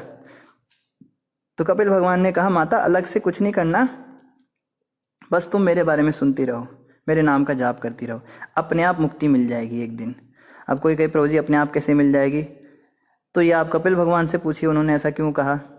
अरे जब प्रोसेस को बनाने वाला व्यक्ति कह रहा है तो फिर हमें क्या टेंशन है, हमें क्या इस बात का डाउट है। अभी कोई व्यक्ति कहे कि इस बैंक में आप 10,000 रुपये जमा कर दो, वहाँ जो आपकी माँ दुबई के अंदर है उसको पैसे मिल जाएंगे। तो कोई आदमी कहे भाई इस मशीन में पैसे डालने से पैसे वहाँ कैसे पहुँच जाएंगे, मुझे ये समझाओ पहले। वो कहे वो हमारा सिस्टम है, बैंक का अपना सिस्टम है, और वो कहता है मैं तो रुपए दूंगा तुमको, वो वहाँ पे तो दिनार चलते हैं, वो मेरा जो रुपया है वो धर्म में कैसे बदल जाएगा। या किसी को अमेरिका पैसे भेजाने, वो कहे कि मैं तो तुम्हें रुपया दूंगा, तुम डॉलर में कैसे वहाँ पे निकालोगे, मेरे ये जो नोट हैं ये तो रुपए के नोट है ना, इस नोट पे क्या तुम छाप दोगे, वो डॉलर का पेंट छाप दोगे क्या। कहेगा सर वो सिस्टम हमारा है, आप बस डाल दीजिए पैसे। तो हमें इतना नहीं सोचना कैसे होगा, मंत्र जपने से थोड़ा ना होता है। लोग इतने चक्र खोलते हैं, कुंडलिनी जागृत करते हैं, सिद्धियां करते हैं और अष्टांग योग करते हैं, पहाड़ों पे एक टांग पे खड़े रहते हैं, कोई काला बाबा, कोई गोल्डन बाबा, कोई पायलट बाबा, कोई हवाई बाबा, कोई पानी वाला बाबा, दुनिया भर के बाबा बनना पड़ता है, जटाजूट रखनी पड़ती है। ऐसे थोड़ा ना बस नाचने से भगवान मिलेंगे। हम तो लोगों को कहते हैं ना कि बस आप भगवान के आगे नृत्य करो और आपको 84 लाख योनियों में नृत्य नहीं करना पड़ेगा। लोग भड़क जाते हैं, है नाचने से भगवान मिलते हैं, नाचने से भगवान मिलते तो जितने नचेड़ी संसार में होते हैं सबसे ज्यादा तो उन गलत स्त्रियों को भगवान मिलते, वो इतना नाचती रहती हैं। तो हमें डाउट नहीं करना, भगवान ने क्या प्रोसेस बनाया है वो भगवान जाने, पर भगवान कहते करोगे तो मैं मिल जाऊंगा, सीधी सी बात। तो भक्त लोग जैसा जैसा कहते हैं हमें वैसे वैसे बिना तर्क के करते रहना है, कपिल मुनि जैसा यहाँ बता रहे हैं। और क्या कह रहे हैं, कोई प्रतिक्रिया नहीं होगी और पदार्थ के कलमश से भी हम मुक्त हो जाएंगे। एक दिन ये भी समझ में आ जाएगा कि हम शरीर नहीं आत्मा है, ये अपने आप हृदय में ऑटोमेटिक रिवील होगा और होने भी लगा है। देखो ना, पहले जितना हमें संसार में प्यार था अभी उतना थोड़ा ना रहा। कोई अगर कहे प्रभु जी हम पे तो कोई फर्क ही नहीं पड़ रहा है, हम तो बिल्कुल चिकने खड़े हो गए, जैसे हमारे अंदर आज तक ये फीलिंग नहीं आई कि हम आत्मा हैं, कभी भी फीलिंग नहीं आती। लेकिन आप ध्यान से सोचिए तो माता जी, ध्यान से तो सोचिए प्रभु जी कि आज से जितने भी साल पहले आपने भक्ति करना शुरू किया, 1 साल पहले, 10 साल पहले, 5 साल पहले, 100 साल पहले, जब भी आपने भक्ति शुरू करी थी तब आपकी स्थिति कैसी थी। उस समय कितना अच्छा लगता था, बढ़िया बढ़िया खा लूँ, बढ़िया बढ़िया कपड़े पहनूं, जगहों में घूमूं, घूमने जाऊं, कितना समय बर्बाद करते थे। लेकिन आज अगर वही जगहों पे जाने को बोला जाए तो कितना दिमाग में जोर पड़ता है, अरे इतने घंटे यहाँ पे घूमने से अच्छा मैं माला ही कर लेती, अपनी मेरी माला ही पूरी हो जाती, आता है ना दिमाग में। अरे देखो ये लोग शॉपिंग में इतना इंटरेस्ट ही नहीं आता, शादी की शॉपिंग हो रही है, वो सब अलग अलग कपड़े पहन रही, देखो मैं इस कपड़े में कैसी लग रही हूँ, मैं वैसी लग रही हूँ। वो कहे भाई तेरा मुंह जैसा भगवान ने दिया, तू वैसी लग रही है, तेरे तो कोई वो थोड़ा ना बन जाएगी, कोई फिल्म स्टार हीरोइन थोड़ा ना बन जाएगी कपड़े अलग अलग डालने से। दिमाग में इस तरह की बातें आती है ना हमारे, तो इसका मतलब प्रगति तो हो रही है, धीरे धीरे हो रही है। हम आत्मा के स्तर पे जा रहे हैं, शरीर से धीरे धीरे जा रहे हैं। इसलिए हमें डाउट नहीं करना चाहिए कि मेरे पे तो कोई फर्क नहीं पड़ रहा है, फर्क पड़ रहा है। जैसे बच्चे होते हैं ना, बच्चे जब बढ़ते हैं तो उनको पता थोड़ा ना लगता है कि मैं बढ़ रहा हूँ। लेकिन जैसे किसी रिश्तेदार के पास हम मिलने जाते हैं 5 साल 6 साल बाद, वो कहते अरे कितना बड़ा हो गया, इतना छोटा सा था पहले, देखो कितना बड़ा हो गया। वो कहे कहाँ बड़ा हुआ आंटी, मैं तो वैसा का वैसा ही हूँ। कहती नहीं तेरे को नहीं पता लगेगा, तू तो खुद अपने आप को रोज देख रहा है ना, मैंने तेरे को इतने साल बाद देखा है, तू बड़ा हुआ है। तो हमारे सीनियर, हमारे गुरुदेव जिनकी भी हम गाइडेंस में, वो हमें बताएंगे कि हाँ सुधार हो रहा है आपके अंदर, वो लोग देख पाएंगे ना कि अंतर तो पड़ रहा है, हमें नहीं दिखेगा वो। ठीक है, इसलिए कभी डाउट नहीं करना चाहिए। और आगे क्या कह रहे हैं, यह भक्ति दृढ़ता पूर्वक पूर्ण ज्ञान से तथा दिव्य दृष्टि से संपन्न करनी चाहिए। मनुष्य को प्रबल रूप से विरक्त होना चाहिए, तपस्या में लगना चाहिए और आत्मलीन होने के लिए योग करना चाहिए। तो ये वो श्लोक आ गया जो किसी को भी पसंद नहीं होता। लोग कहते हैं प्रभु जी बस आप ये बताओ कि क्या क्या करना है, ये मत बताओ क्या क्या छोड़ना है। वो हमसे नहीं होगा, लहसुन प्याज हमसे नहीं छूटने वाला, शराब नहीं हम छोड़ेंगे। आप बताओ अगर ऐसे भगवान दे मिल जाए तो ठीक है, नहीं तो प्याज लहसुन तो हम छोड़ नहीं सकते, भगवान को ही छोड़ देते हैं। लोग इस तरह से बोलते हैं, लेकिन देखो ये भी करना पड़ेगा ना। जैसे कोई व्यक्ति डॉक्टर से दवाई लेकर आता है तो दवाई के साथ परहेज भी डॉक्टर बताता है, भाई दवाई तो लेनी है पर साथ में इन बातों का पालन भी करना है। ठंडा पानी नहीं पीना, आइसक्रीम नहीं खानी, खट्टा नहीं खाना, चावल नहीं खाना, ऐसे बोलते हैं ना। तो परहेज नहीं करोगे तो फिर दवाई कैसे असर करेगी। तो कोई कहे प्रभु जी हम इतने साल से हरिनाम जप रहे हैं पर कुछ हो नहीं रहा, तो देखो यहाँ पे कमी है। क्या क्या नहीं करना है या क्या क्या छोड़ना है उस पर तो हमने ध्यान ही नहीं दिया ना। कुछ बातों को छोड़ना भी जरूरी है। देखो क्या बात बताई, पहला तो बताया दृढ़ता पूर्ण ज्ञान से तथा दिव्य दृष्टि से संपन्न करनी है भक्ति। पहला तो ज्ञान होना चाहिए भक्ति का। ऐसा नहीं कि बस कोई कह रहा है हाँ जी तुम राम राम जपो, वो राम राम राम राम राम, फिर उसने कहा दुर्गा दुर्गा जपो, राम राम छोड़ दिया, दुर्गा दुर्गा दुर्गा दुर्गा। वो कहे वो गणेश गणेश जपो, गणेश गणेश गणेश गणेश। वो कह रहा है तब तुम ये जपो कि मैं ही भगवान हूँ, हाँ मैं ही भगवान हूँ, मैं ही भगवान हूँ। जो कह रहे हो वो बन रहा है। इसको कहते हैं गंगा गए तो गंगा राम, यमुना गए तो यमुना राम। तो ऐसा नहीं बनना है, ज्ञान होना चाहिए कौन सही है कौन गलत है, शास्त्रों में क्या लिखा है, भगवान कौन है, क्या नियम है, क्या विधि है, ज्ञान होना चाहिए भक्ति में। और दिव्य दृष्टि होनी चाहिए। ये दृष्टि हमारी होनी चाहिए कि हाँ हम एक दिन सुधरेंगे, है ना। दिखना चाहिए आज से 10 साल के बाद मेरी इतनी प्रगति हो जाएगी, इतना हो जाएगा। और मनुष्य को प्रबल रूप से विरक्त होना चाहिए। विरक्त बहुत जरूरी, विरक्ति, वैराग्य बिना लिए तो भक्ति हो ही नहीं सकती। कोई कहे प्रभु जी घर में रह के भगवान नहीं मिलते क्या, तो प्रभु जी लोग सोचते हैं अगर इनको बोल दिया नहीं मिलते तो ये भक्ति छोड़ देंगे, तो बेचारे बोल देते हैं हाँ मिल जाएंगे मिल जाएंगे। आप घर में रहो, खाओ पियो, रसगुल्ले खाओ और समोसे खाओ, पिज्जा खाओ, बर्गर खाओ, किसने मना किया है। भक्ति भी करो, हरिनाम भी जपो, कुछ नहीं छोड़ना जी आपने, आप बस भक्ति करो, कुछ छोड़ना नहीं है, बस भगवान को जोड़ना है। नए लोगों को इस तरह की बातें बोली जाती हैं, लेकिन जैसे जैसे वो पुराना हो जाता है, ये बातें इसलिए बोलते हैं क्योंकि अगर उसको शुरू में ही नियम बता दोगे तो भाग जाएगा। उसको बोला प्याज लहसुन, अरे भैया प्याज लहसुन इसकी तो आप बात मत करो, आप रहने दीजिए, हम नहीं, हमारे बस की नहीं है, आप अपने घर जाइए, ऐसा बोल देते हैं ना लोग। तो उनको शुरू में बोल देते हैं भाई कोई नियम नहीं है, आप आओ भक्ति करो। लेकिन जैसे जैसे हम थोड़े परिपक्व होने लगते हैं, थोड़े पुराने होने लगते हैं, तो हमें नियम बताए जाते हैं और हमें घबराना नहीं चाहिए। हमें यही सोचना चाहिए कि चलो जितने हो सकते हैं उतने तो करें, बहुत ज़्यादा तो नहीं हो सकते। तो विरक्ति का मतलब ये नहीं कि एक ही दिन में घर छोड़ के आप निकल जाओ वहाँ से। आपको किसी ने बोल दिया हाँ जी विरक्ति लानी पड़ेगी, चलो जी पति देव को कह रही है चलो हम अपना पैक करते हैं मंदिर में चलते रहने के लिए, ये तो संभव ही नहीं है। विरक्ति का मतलब है धीरे धीरे भोग ऐश्वर्य छोड़ने हैं, गंदी आदतें छोड़नी हैं। और हमें पता है क्या गंदी आदतें होती हैं, हम भारत के अंदर रहते इतना हमें पता होता है क्या चीज़ सही है क्या चीज़ गलत है। गलत कामों को धीरे धीरे करके छोड़ना है। कोई आदतें हमारी बड़ी प्रबल आदत होती है, हम चाहते हैं उसको छोड़ना पर छूटती नहीं है, लेकिन हमें घबराना नहीं है। कई बार होगा हमसे बहुत बड़े बड़े अपराध हो जाएंगे, बड़े नियम टूटेंगे। कोई ऐसी हमारी बड़ी घिनौनी आदत होगी जो किसी को बताने में भी शर्म लगती है, हम किसी के साथ डिस्कस भी नहीं कर पाएंगे उस प्रॉब्लम को। तो जब वो हमसे हो जाते हैं काम, वो कार्यकलाप हो जाते हैं, तो हमें घबराना नहीं है। हमें ये नहीं सोचना भी क्या मुँह लेकर भगवान के पास जाऊँगा, मैंने ये काम कर दिया, मैं इतने बड़े बड़ी बातें लोगों को बताता हूँ, लोग मुझे भक्त समझते हैं, मेरे घर के लोग, मेरे फ्रेंड्स, और देखो मैंने क्या कर दिया। तो ये सोच के हमें भक्ति नहीं छोड़नी, क्योंकि छोड़ने से थोड़ा ना सुधर जाएंगे, भक्ति में लगे रहना है। ये सोचना चाहिए बल्कि कि जब गलत काम नहीं छूट रहे तो भक्ति क्यों छोड़ें। भक्ति भी नहीं छोड़ेंगे, भक्ति में लगे रहिए लगे रहिए, एक दिन वो सब गलत काम छूट जाएंगे धीरे धीरे। इसे ही विरक्ति कहते हैं। विरक्ति का मतलब ये नहीं है कि जचा जूट रखना है और साधु बाबा बन जाना है।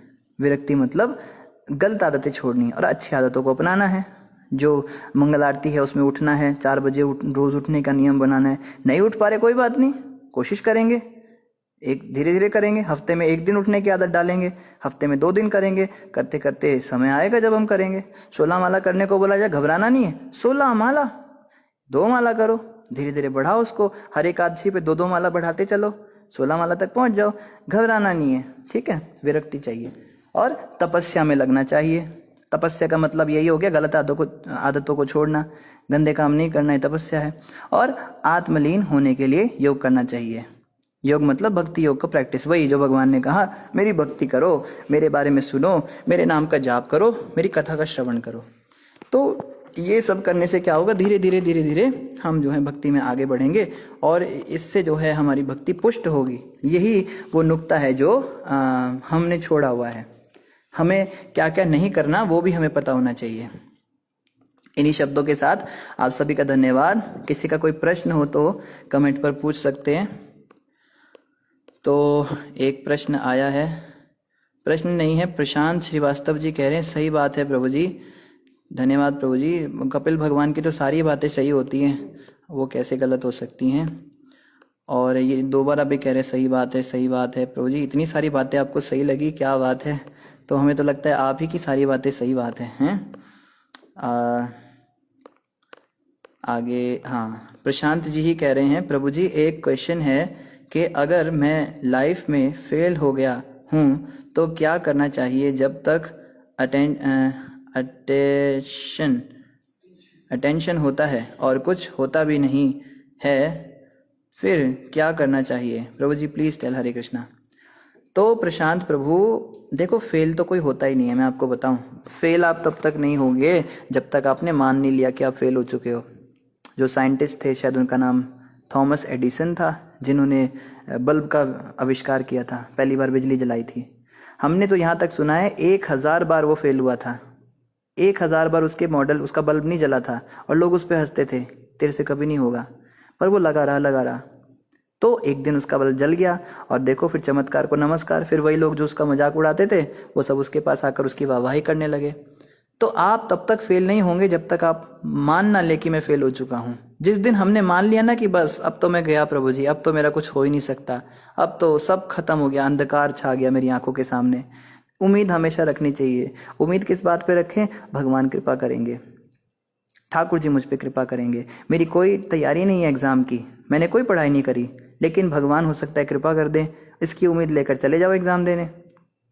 मेरे पास कोई पैसे नहीं हैं बड़े बड़ी नौकरी खोलने के, बड़े बड़े काम करने के, लेकिन भगवान शायद कृपा कर दें, इसलिए मुझे कृपा के आश्रित रहना है भगवान की।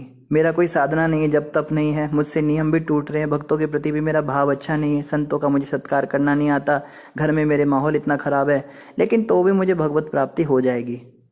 कोई कहे भाई कैसे होगी, क्या उम्मीद है? भगवान शायद कृपा कर दें। तो ठाकुर जी की, भगवान की कृपा पे हमें हमेशा आसरा रखना है।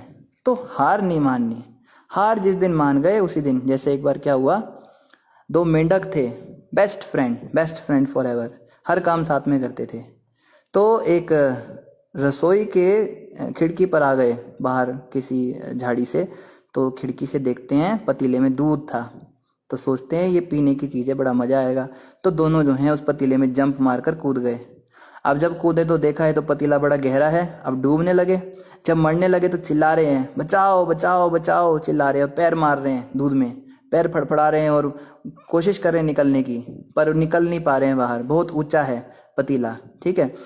अब क्या हुआ, उनकी आवाज़ सुनकर उनके बहुत सारे मेंढक दोस्त आ गए, खिड़की पर खड़े हो गए और देखने लगे, देखो क्या क्या हो रहा है। लोग ना आ जाते हैं तमाशा देखने के लिए, मदद करने कोई नहीं आता। अब सब देख रहे हैं तमाशा, ये देखो गिरेंगे मरेंगे, और चिल्ला रहे हैं मर जाओ मरोगे, तुम्हारा कुछ नहीं हो सकता, तुम नहीं बचने वाले। अरे तुम ऐसे पतीले में, इतना गहरा पतीला देखो तो कितना गहरा है, कोई उम्मीद नहीं तुम्हारी बचने की, मर जाओ। तो ऐसे चिल्लाने लगे सारे मेंढक। तो उन दोनों में से एक मेंढक जो है उसने प्रयास करना बंद कर दिया, पैर चलाना बंद कर दिया, क्योंकि उसने सोचा सही कह रहे हैं मेरे दोस्त, इतनी ऊंची ये वो है, इतना ऊंचा पतीला है, मैं कैसे इससे बाहर निकल सकता हूँ, ये तो नामुमकिन है। और वो डूब के मर गया। लेकिन दूसरा वाला लगा रहा, दूसरे ने खूब पैर हिलाए और करते करते क्या हुआ, दूध में से ना मक्खन निकल गया। जब हम दूध को ज़्यादा हिलाते हैं, जब उसका मंथन करते हैं तो मक्खन निकल जाता है ना, तो उसने जब पैर जोर जोर से हिलाए तो उसमें से मक्खन निकला। अचानक से एक मक्खन के ढेले पर उसका पैर पड़ा और उसने जंप लगाई और बाहर। अब सारे जो चिल्लाने वाले थे चुप हो गए, सारे मेंढक चुप होकर देख रहे हैं और वो वापस जाने लगा उनके साथ। तो वो कहते हैं जब वो मेंढक मर गया तो तुम कैसे जिंदा रहे, मुझे ये बताओ। हम तो तुम्हें कह रहे थे तुम मर जाओगे, तुम्हें इतना हमने उत्साहित किया, तो कैसे तुमने ये कैसे काम किया? तो वो मेंढक कहता है एक्चुअली ना मैं बहरा हो गया था वहाँ पर, क्योंकि मुझे आवाज़ ही नहीं आ रही थी तुम लोगों की। मुझे बस तुम दिखाई दे रहे थे, तुम हिल रहे हो और मुझे बूस्ट अप कर रहे हो। तुम कह रहे हो कि यस तुम कर सकते हो, तुम कर सकते हो, हाँ हो जाएगा, बस थोड़ा सा बचा है, थोड़ा सा बचा है, अंतिम सांस तक कोशिश करते रहो करते रहो करते रहो। तो मुझे लगा जब तुम लोग हार नहीं मान रहे हो तो मैं क्यों हार मानूं, और देखो फिर मैं बाहर आ गया। तो प्रभु जी इसका यही रास्ता है, जो लोग हमें हतोत्साहित करने वाले हैं ना उनसे थोड़ा दूरी बना लीजिए।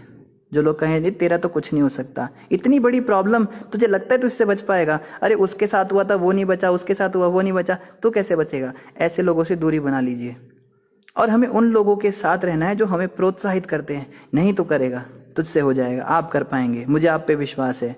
आपको अपने लिए नहीं मेरे लिए करना है। मैंने लोगों को बोल रखा है कि आप कर पाएंगे, मेरी बेइज्जती हो जाएगी। ऐसे लोगों के साथ हमें अपनी नज़दीकी बनानी है। तो देखिए सफलता कैसे मिलेगी।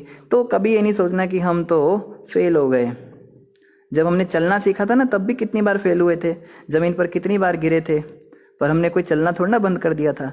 अगर उस समय हम गिर ही गए होते तो आज भी गिरे हुए ही होते।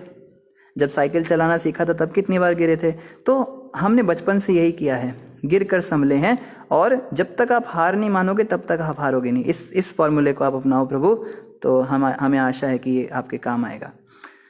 अर्जुन रवानी जी कह रहे हैं हरे कृष्णा प्रभु जी, भगवान की भक्ति करने में घर वाले बोलते रहते हैं इतना भक्ति करने से क्या होगा, घर कैसे चलेगा, ऐसे में क्या करे प्रभु जी। तो अर्जुन जी कुछ तो लोग कहेंगे, लोगों का काम है कहना, लोग बोलते रहेंगे हम चलते रहेंगे। बल्कि जब हम ऐसी स्थिति में होते हैं ना तब तो हमें ज़्यादा भक्ति कर पाते। मैं आपको बताऊं, जब मैं घर पे रहता था ना तो मैं ज़्यादा अच्छा माला कर पाता था, मेरी जप बहुत अच्छा होता था, सुबह में ज़्यादा तीव्रता से उठ पाता था, क्योंकि ना मेरे लिए चैलेंजिंग होता था कि मेरे घर वाले मुझे रोक कैसे रहे हैं, ये रोक के दिखाएं मुझे भक्ति में। अभी देखता हूँ मेरी माँ कुछ बोलती थी, मैं अब तो जरूर करना है, मतलब पहले तो करना हो चाहे ना करना हो, मेरी माँ ने कह दिया ना मंदिर नहीं जाना, उस दिन तो जरूर जाना है। तो ये तो उल्टा अच्छी परिस्थिति है। मैं तो अब सोचता हूँ कैसी हालत हो गई, देखो मंदिर में हम रह रहे हैं, यहाँ पे सारी अनुकूल वातावरण है, यहाँ चारों तरफ कोई कुछ मतलब चैलेंजिंग बात करने वाला ही नहीं है। उल्टा लोग कहते हैं प्रभु जी ये तो उठ ही जाएंगे, इनको क्या उठाना है। वो तो हमें लगता है चलो हम तो उठ ही जाएंगे, फिर हम नहीं उठ पाते सुबह। तो एक्चुअली में आपकी स्थिति तो मुझसे भी ज़्यादा अच्छी है, भक्ति करने के लिए ज़्यादा अनुकूल है। ऐसे परिवार में जब हम रहते हैं जहाँ पे लोग हमें चैलेंज दें, उसको एक्सेप्ट करना चाहिए कि ये कहते हैं इतनी भक्ति से क्या होगा, अब इनको भक्ति करके दिखाता हूँ क्या होगा, अब इनको कोई चमत्कार दिखाता हूँ ठाकुर जी का। और छोटे मोटे ठाकुर भगवान चमत्कार करते भी हैं जीवन में, फिर उसको बताओ देखो तुम ऐसा कहते थे ना, भक्ति के प्रभाव से देखो क्या हो गया। तो ये तो बहुत ही अच्छी स्थिति है आपकी। इसको तो उल्टा आपको भगवान को ये कहना चाहिए कि मुझे हमेशा ऐसी परिवार में रखो, क्योंकि मैंने देखा है जिन लोगों की शादी ऐसे परिवार में होती है ना, जो भक्त परिवार होता है, वो लोग भक्ति में गिर जाते हैं, कम हो जाते हैं, क्योंकि वो बहुत ज़्यादा इजी लेने लगते हैं उसको। मेरी पत्नी तो भक्त है, मेरे को कुछ नहीं होगा, और सोचते हैं मेरी पत्नी भक्त है कुछ नहीं होगा, आराम से सोए पड़े रहते हैं। पत्नी भी खराटे मार रही है, पति भी खराटे मार रहा है, और वहाँ पे संसार दावनल हो रहा है मंदिर के अंदर। कह रहे हैं आ जाए नहीं वो लोग, कहाँ रह गए।